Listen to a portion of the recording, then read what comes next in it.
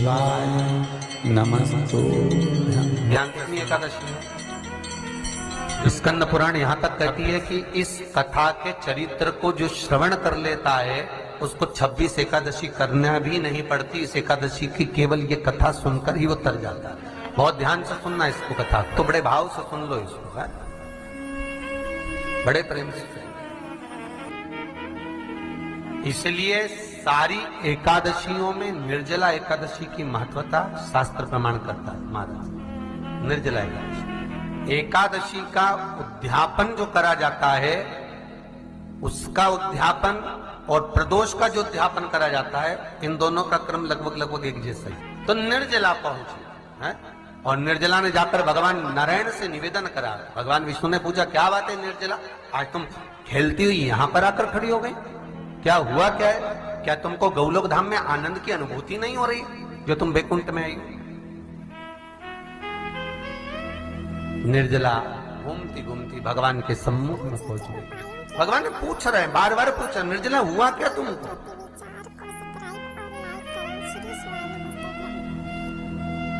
ए निर्जला, ए एकादशी, हुआ क्या है तुमको? क्या कारण है तुम्हारे यहां आने का, बैकुंठ पहुंचने का? बहुत ध्यान देना महाराज। शास्त्र कहता है सोमवार, मंगलवार, बुधवार, गुरुवार, शुक्रवार, शनिवार, ये देवता वो देवता सबके व्रत कर लो, सारे व्रत कर लो, पर ये व्रत आपको परमात्मा के धाम तक लेकर नहीं जा सकते, क्योंकि इनका जो पुण्य है वो मृत्यु लोक में आप थोड़ा सा भी व्रत करते हैं तो पुण्य समाप्त हो जाता है। पर हिंदू धर्म के 3 व्रत ऐसे बता दिए जिन व्रतों का पुण्य समाप्त नहीं हुआ।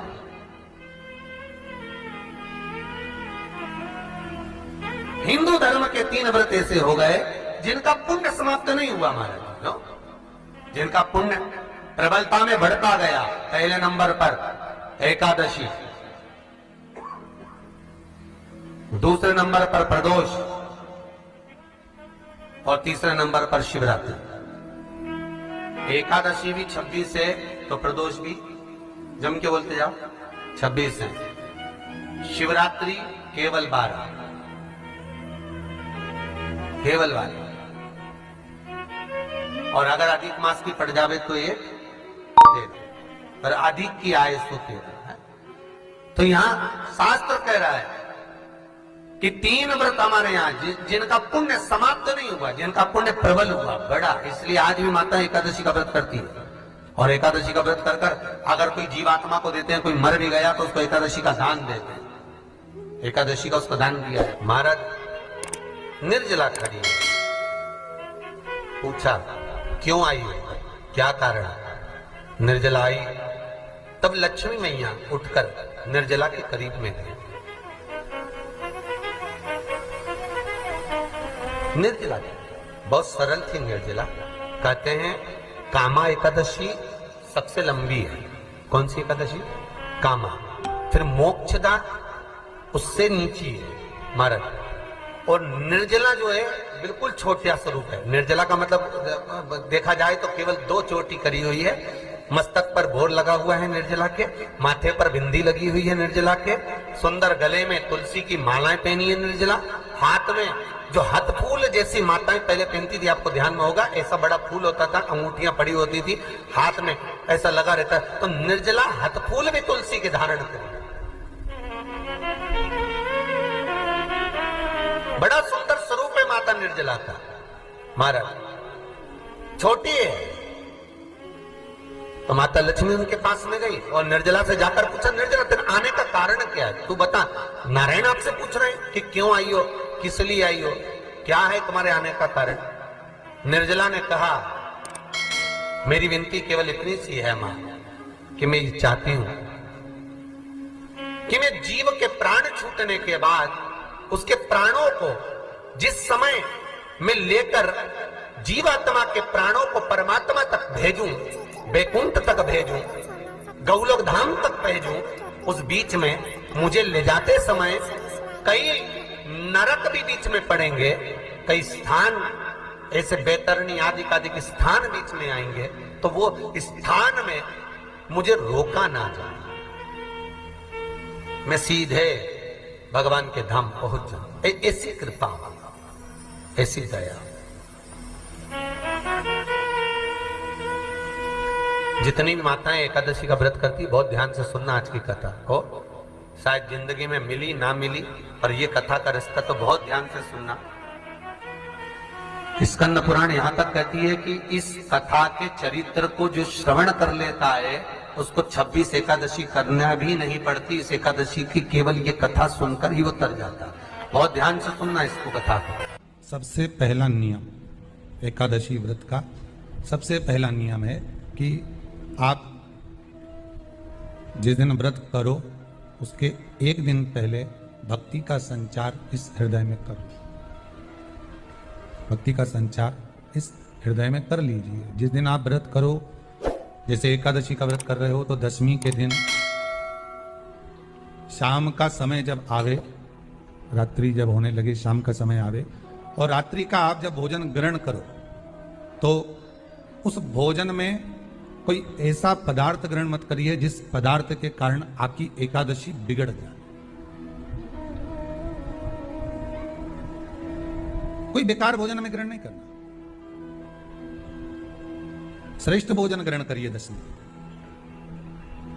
और एकादशी का दूसरा नियम बहुत ध्यान से सुनिएगा। जिस दिन आपकी एकादशी का व्रत हो उस दिन प्रयास करिएगा कि अपने हाथ से किसी भी वृक्ष की कोई पत्ती टूटे ना। अपने हाथ से किसी भी वृक्ष की, पौधे की, किसी भी वृक्ष की पत्ती अपने हाथ से ना टूटे। बहुत ध्यान दीजिएगा महाराज। एकादशी का ये दूसरा नियम है कि अपने हाथ से किसी पौधे की, किसी वृक्ष की, किसी डाली की कोई पत्ती टूटे ना, कोई पत्ती ना टूटे, इसका प्रयास करिए।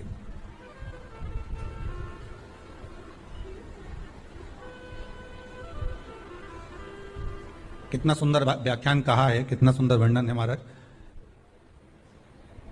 कि मात्र एकादशी का व्रत कर लेने पर, मात्र एकादशी का व्रत कर लेने पर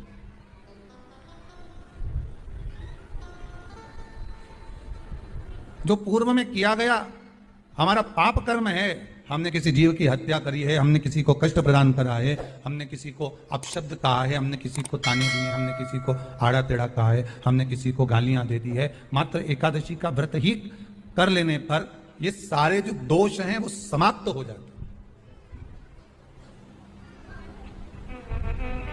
सारे दोष हमारे समाप्ति पर आ जाते हैं।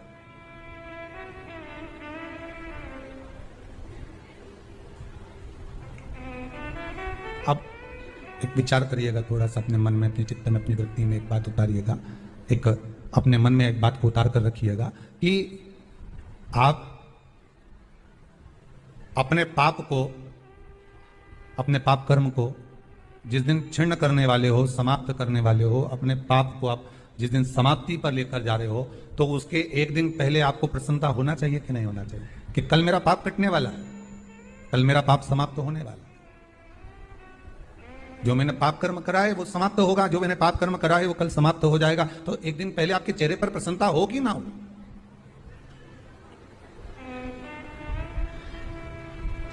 और चेहरे पर वो प्रसन्नता आपके आना चाहिए कि कल मेरा एकादशी का व्रत है, आज दशमी है, कल एकादशी का व्रत है, तो कल मेरी जब एकादशी का व्रत रहेगा तो मेरा ना जाने कितना कितना पाप, कितना असत्य, कितना झूठ, कितना प्रपंच वो समाप्त हो जाएगा। इसमें मुझे प्रसन्नता हो, इसमें मुझे आनंद था।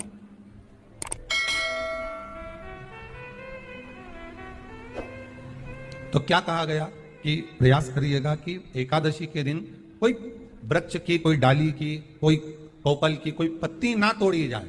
क्यों? तो कहा अगर उस पत्ती को हम तोड़ देते हैं, वृक्ष की पत्ती को या क्यारे में लगी हुई कोई डाली की पत्ती को हम तोड़ देते हैं तो एकादशी का पुण्य फल प्राप्त नहीं होता।